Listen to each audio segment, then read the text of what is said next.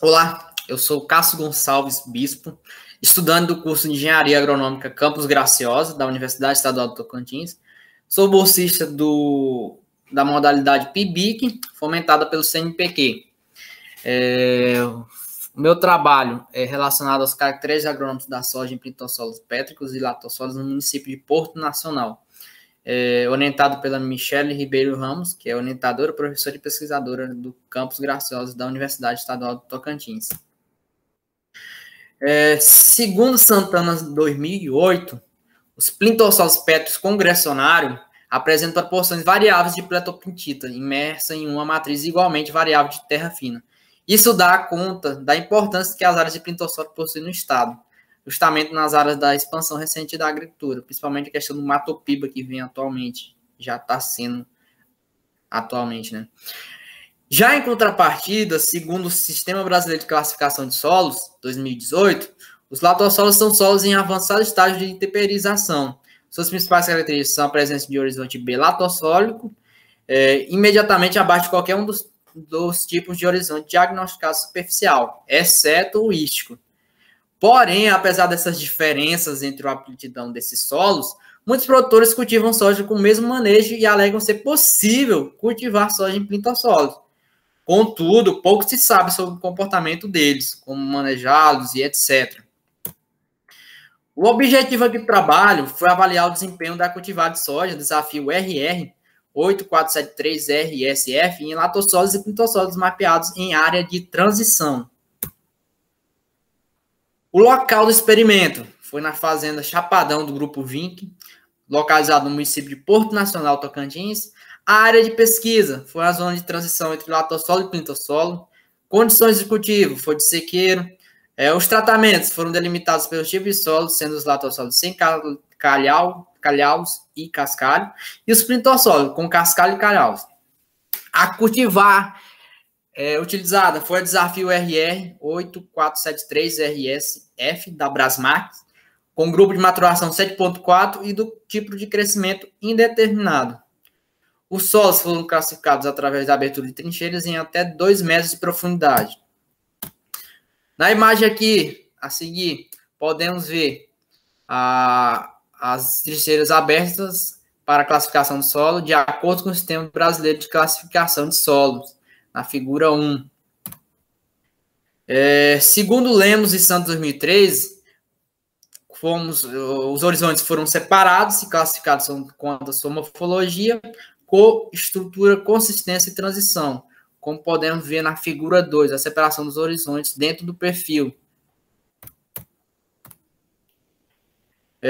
As amostras deformadas, elas nos horizontes foram coletadas para análise granulométrica e atributos químicos, de acordo com metodologia já preconizada em Embrapa 2017, como podemos ver aqui na figura 3, onde uni duas figuras, onde as amostras e os blocos de solo, que esses blocos de solo fizemos principalmente para os plintossolos, que desagregam facilmente, né, para determinada densidade.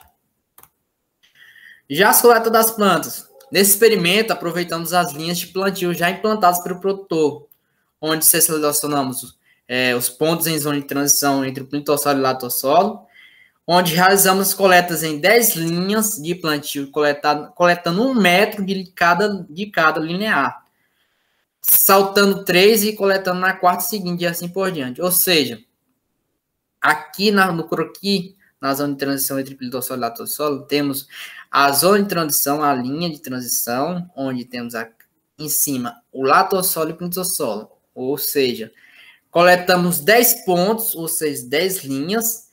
Cada linha ou cada ponto foi em torno de 1 metro. Dentro de 1 metro, coletamos essas plantas dentro de 1 metro. Pulando a segunda linha, a primeira linha, a segunda e a terceira. Só na quarta coletamos o segundo ponto. E assim até coletarmos todos os pontos. As plantas foram arrancadas manualmente e fechadas e identificadas. Posteriormente foram adicionadas em sacos, como podemos ver aqui na figura 5, a coleta das plantas, onde colocamos de 5 pontos em saco, porque não cabia mais. Depois de secas em estufas a 60 graus Celsius por 48 horas, as plantas foram trilhadas manualmente, como a figura abaixo está ilustrando, e os grãos obtidos foram abanados para retirar das impurezas e adicionados em sacos de papel identificados, como podemos ver na figura abaixo à direita. As características agronômicas da cultivar avaliada foram a altura de planta, diâmetro do caule, a altura da inserção da vagem, número de nós e vagem, número de plantas por metro, massa de plantas, número de grãos por vagem, massa de 1.000 grãos e umidade de grãos, e por último, o índice de produtividade. Todos os dados obtidos foram submetidos à análise de variância ao teste F e tiveram suas médias comparadas pelo teste TU, que é o nível de 5% de probabilidade, utilizando o programa SysVaR, tão conhecido aí pelos nós pesquisadores. Resultados das discussões. Através das descrições morfológicas coletadas, o solo foi classificado como latossolo amarelo distrófico plintossólico, com textura franco-argilosa arenosa no horizonte A, e o plintossolo pétrico concrecionário, com textura argilosa no horizonte A. Já com as plantas, os resultados das plantas, foi possível observar que não houve diferença significativa no desenvolvimento da cultura da soja nos diferentes solos para os seguintes caracteres agronômicos, como altura de planta, diâmetro do caule, altura da inserção da primeira vagem, número de nós, número de vagens e número de grãos por planta. Aqui trouxe a tabela referente aos valores médios dos caracteres agronômicos da soja, sobre os diferentes classes de solo, que foi dito anteriormente.